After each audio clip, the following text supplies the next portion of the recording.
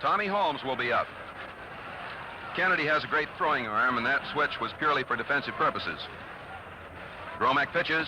High, ball one. Some of the observers were a little skeptical of Gromack's ability to go the distance.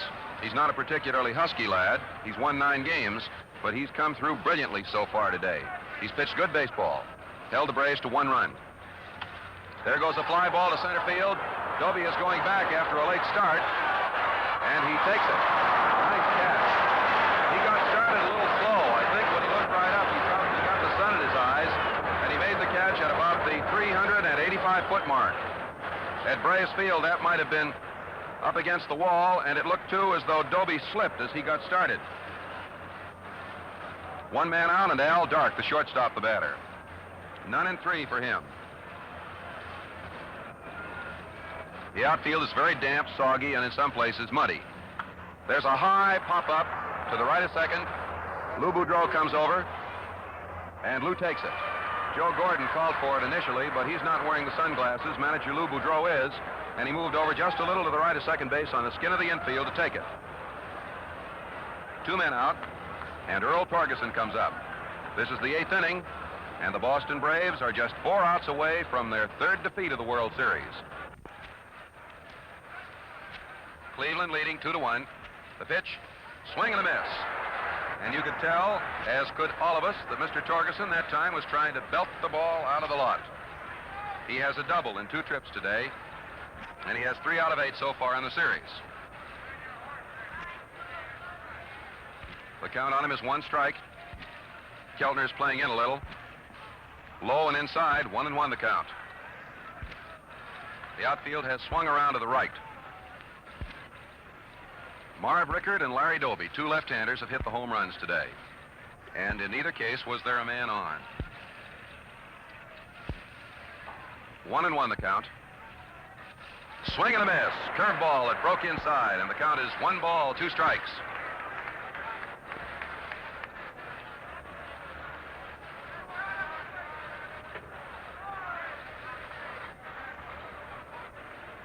Torgeson is in the left-handed batter's box. Cleveland leading by a score of 2-1. 8th inning. Gromack pitching very deliberately. Here's the windup. The pitch. Curveball outside, and the count is 2-2. He still has Torgeson in the hole. Bob Elliott is the on-deck batter. The plate umpire, Bill Grieve of the American League staff, has just again given the sign that it's 2 balls and 2 strikes. Here's the windup by Gromack. There goes a drive that goes off the glove of Keltner in the left field, and it will be good for extra bases. Torgeson sprinting for second as Mitchell picks the ball up and makes no throw, and then fires it in to Lou Boudreau, who is at third. That was a line drive similar to the one that won the ball game for the Braves in the first game off the bat of Tommy Holmes, and Keltner couldn't handle it. And it shot out into short left field. It didn't have too much force behind it. And it is Torgeson's 2nd double of the ball game and his 4th hit of the series in 9 times at bat.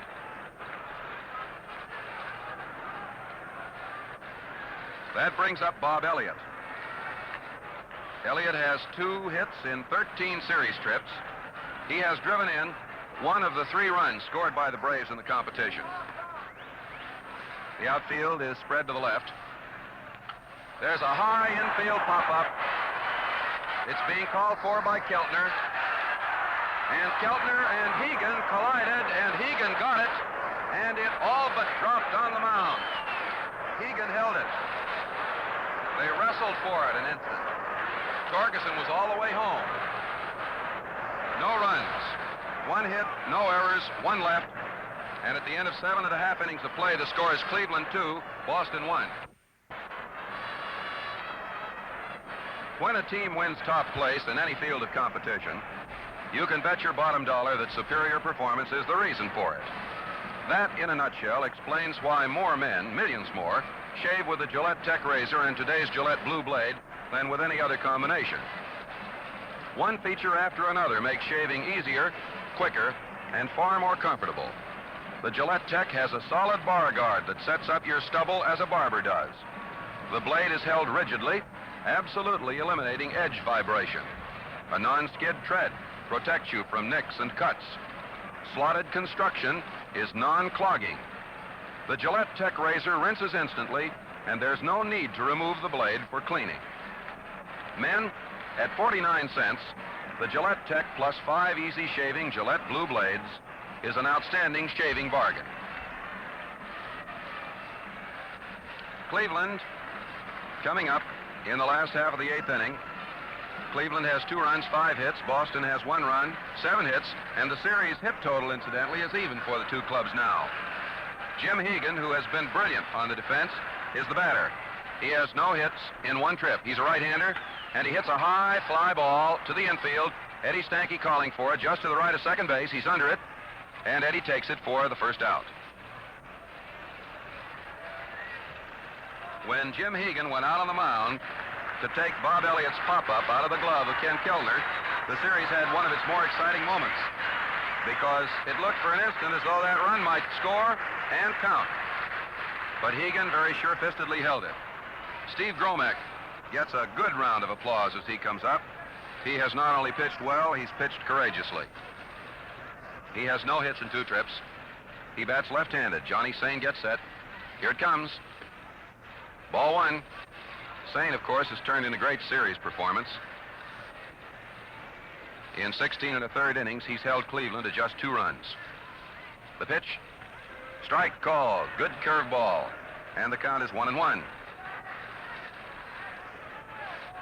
Once more, the Braves will face the necessity of pulling it out of the ninth if they can.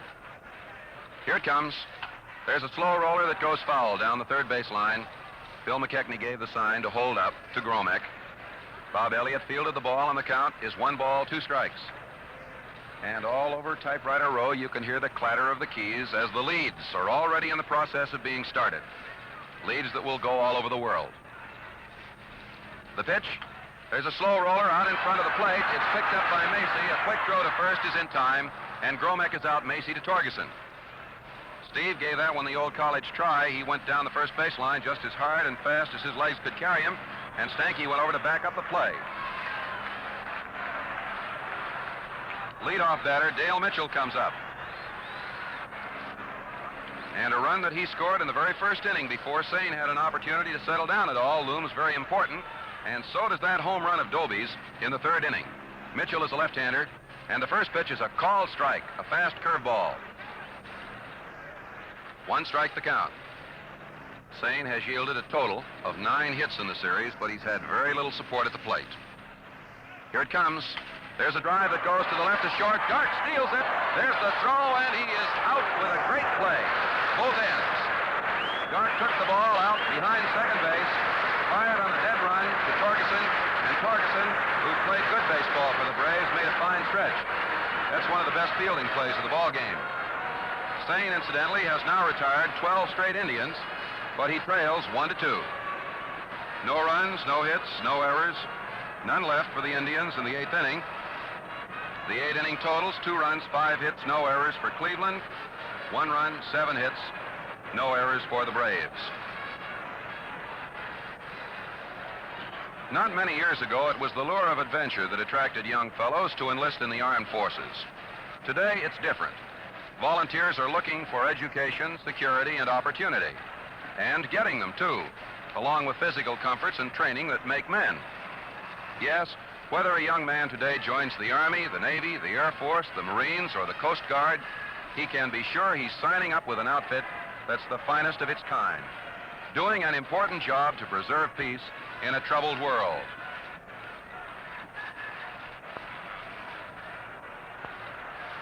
Johnny Sain, by the way, has allowed only 1 hit over the last 5 1/3 innings of this game. A notable performance, but he trails 1-2. Here's Marv Rickert, who is the offensive star of the game for the Braves, with a single and a home run. He has a total of 3 hits in 10 trips. He's a left-hander. Gromek pitches to him. Inside, ball 1. And the sign has gone out to the bullpen. Bill Voiselle starts warming up again, hopefully for the Boston Braves. Hopefully that he'll get a chance to face the Indians in the last half of the 9th inning. And Christopher and Kleiman are warming up. Here's the pitch. Inside, ball 2. Kleiman is warming up, but Christopher is not warming up. It's Gene Bearden warming up for the Cleveland Indians. Christopher went over and sat down, but now he's up again, and there are 3 of them. Bearden, Christopher, and Kleiman. The pitch. There's a drive that goes foul down the right field line, and on that one, incidentally, Christopher went right down on his face to get out of the way of it.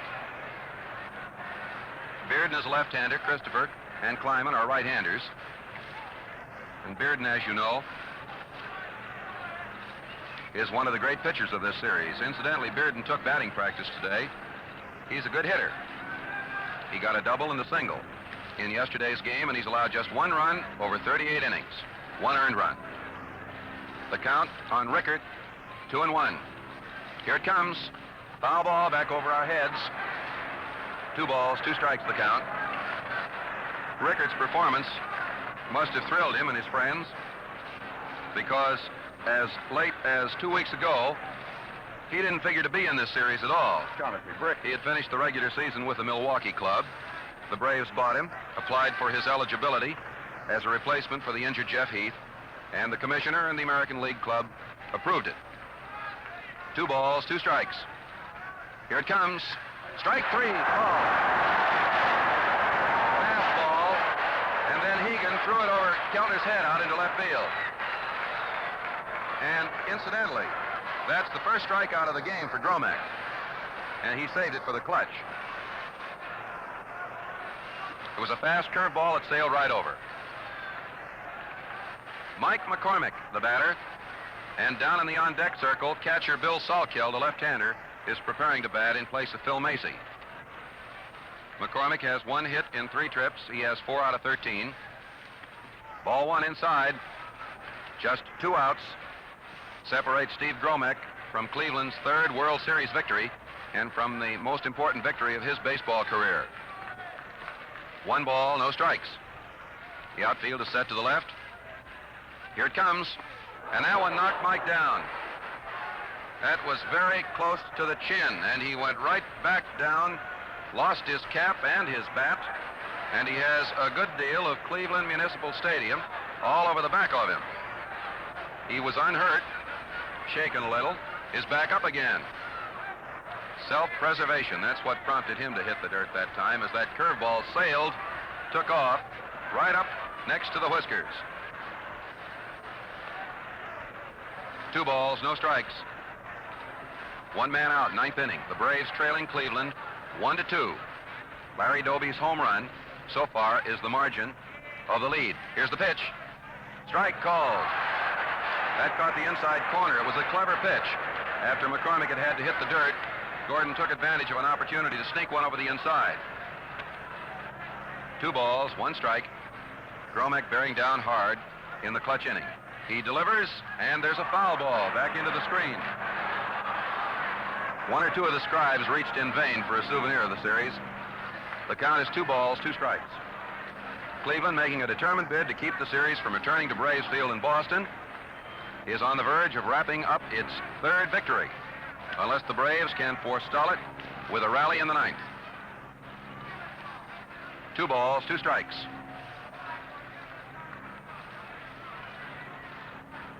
Here it comes. Strike 3 called. Fast curveball over the outside. Not a single strikeout for Gromek through the first 8 innings. And now both Rickert and Mike McCormick have looked at successive called 3rd strikes. And Salkeld now comes up for Macy. Salkeld is the Brave who seemed to have the Indian sign on the Indians in previous competition. It was a base on balls to him that set up the winning run in the first game. The game that Johnny Sain won, 1-0. Salkeld is a left-hander from Los Angeles. Here's the pitch. Strike called. Fast curveball over the inside.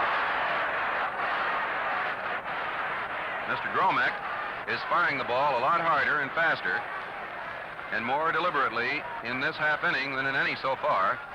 Time called for an instant. Salkeld was trying to adjust his stance in the left-handed batter's box. 2 men out. Outside, that curveball missed, and the count is 1-1. 1 ball and 1 strike. Eddie Stanky is in the on-deck area, hopeful that he'll get a chance to bat in the Braves' ninth. 2 men are out. Here it comes. Swing and a miss. Gromek fired a fast curveball that was down around the knees. And he is giving the crowd a great thrill in the 9th inning as all of Cleveland Stadium looks on. And today's crowd, by the way, will probably be in excess of 80,000.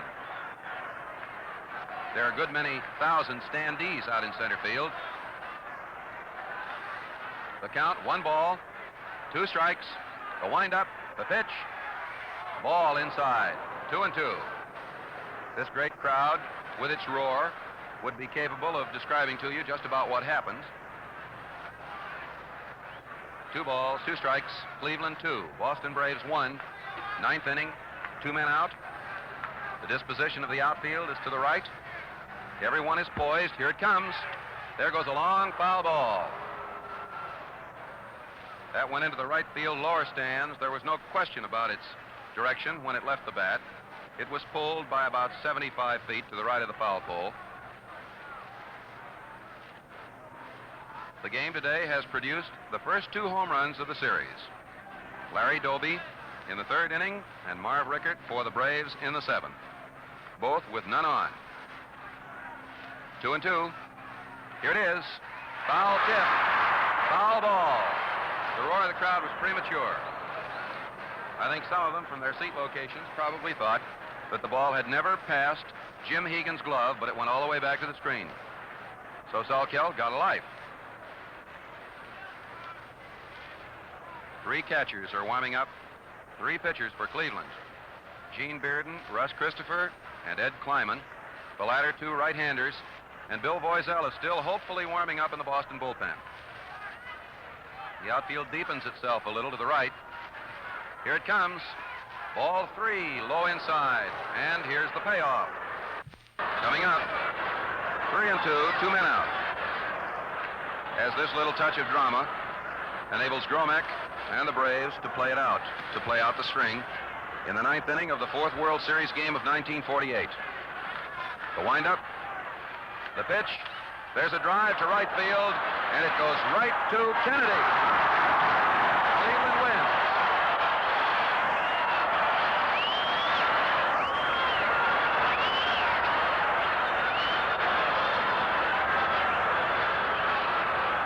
Bob Kennedy didn't have to move in right field to take Salkeld's line drive for the final out.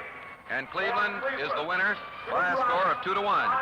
For Cleveland, 2 runs, 5 hits, no errors, 2 men left. For Boston, 1 run, 7 hits, no errors, and 6 men left. So today, by a twist of fate, Johnny Sain pitched a 5-hitter atop his 4-hitter on opening day, but this one he lost as Cleveland got to him fast, and the margin was Larry Doby's home run. But here to tell you about today's activity in further detail is Mel Allen. Before what may turn out to be the largest crowd ever to witness a World Series game, they have not yet counted the house, and so at the moment it is sheer speculation. But it has been estimated at approximately 80,000 and is expected perhaps to be the largest crowd ever to watch a World Series game, and may even pass the record Major League Baseball crowd of 82,781, which the Cleveland Indians set here at Municipal Stadium on June 20th. However, we will not be able to know about that a little bit later, since they have not been able to count the turnstiles as yet. The game itself took an hour and 31 minutes to play, and this series so far has been one in which the games, for the most part, have been played in rapid fashion. The record, of course, for the shortest World Series game from the standpoint of time is an hour and 25 minutes, which was set back in 1908. Today it was the same old story. Pitching predominating. It happened on opening day that Johnny Sain beat Bobby Feller 1-0. as Sane let the Indians have 4 hits, while Bobby Feller lost a 2-hitter. Now today, the shoe was somewhat on the other foot. Johnny Sane pitched a 5-hitter, while Steve Gromek pitched a 7-hitter. And Sane lost by 1 run, 2-1. This, incidentally, was the first errorless game in the series, if you like your statistics hot off the griddle. It has been a series that most veteran baseball observers have described as lacking in real excitement and in real color due to the fact that these pitchers have really been bearing down and have given the hitters very little to swing at. But today, too, was interesting, apart from the other games, in that we had the first 2 home runs of the World Series. The extra base hit output had been limited to doubles, and very few of those. 2 for the Boston Braves and 3 for the Cleveland Indians. 5 extra base hits, all that we had until today, when Larry Doby broke the ice by slamming one over the right center field fence. And then Marv Rickert became the first Brave to hit a home run in the series. Of course, it's always easy to sit before a microphone and put your finger on any one thing and blame anybody for anything. But Bob Elliott might be blamed, in a sense, for the Braves' inability to win today's ball game. He had a couple of chances. He couldn't come through. It wasn't because he wasn't trying. Bob Elliott drove in 100 runs during the course of the regular season. But Elliott came up in the first inning, for example, with Earl Torgeson on second base. He came up again in the 6th inning with Torgeson on first base and hit into a double play. In the first inning, he fouled out. He came up again in the 8th inning with Torgeson on second base and popped out. There were chances there for Elliott to drive in a run that would have at least tied the situation.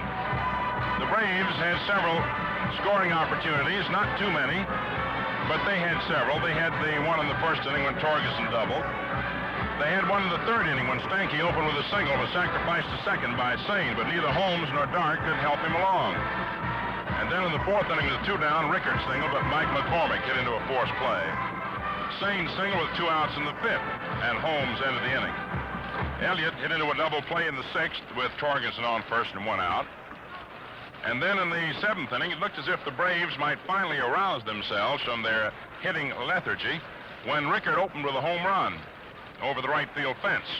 That was followed by a single off the bat of Mike McCormick, and it looked as if the Braves might have themselves a pretty good inning. But Steve Gromek was more than equal to the task and eliminated Macy, Stanky, and Sane. Then in the 8th inning with 2 down, Torgeson doubled to left, but Elliott popped out at the mound on a play that could easily have tied the score, since Kenny Keltner and Jim Hegan almost collided and did brush against one another at the mound, but Hegan managed to hold on to the ball. Torgeson, meantime, had crossed home plate, and had that ball dropped, we would have had a tie ball game. The thrill of the ball game, too, was in the 9th inning when Steve Gromek, leading by 1 run, bore down to strike out Rickert.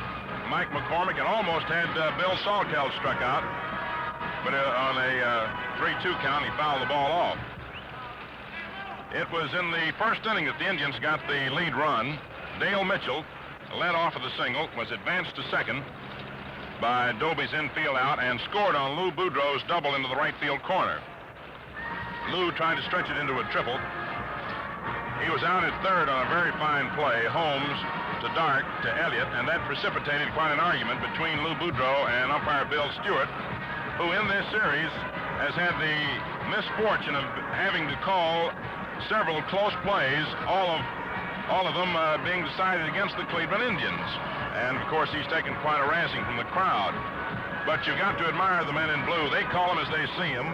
And even though he had called several close ones against the Indians before, that's the way Bill Stewart saw it again, and that's just the way he called it.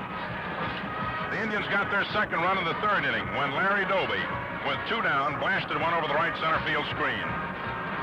So it's just a case of tight ball games. It was 1-0 Boston opening day, 4-1 Cleveland 2nd game, 2-0 Cleveland in the 3rd game, and but for the home run by Marv Rickert, the Braves would not have been able to score a run since the 1st inning of the 2nd game of the series.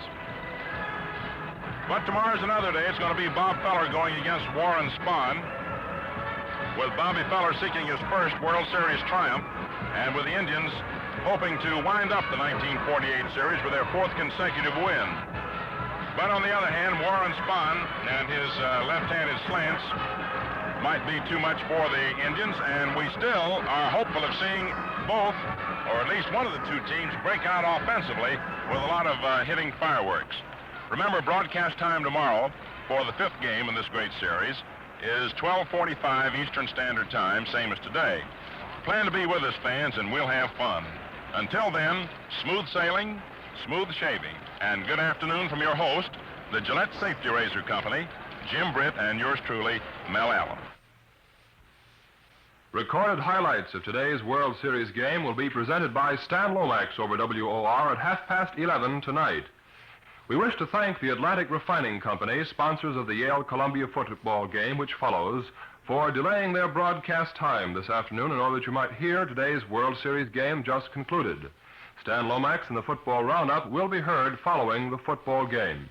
This is the Mutual Broadcasting System.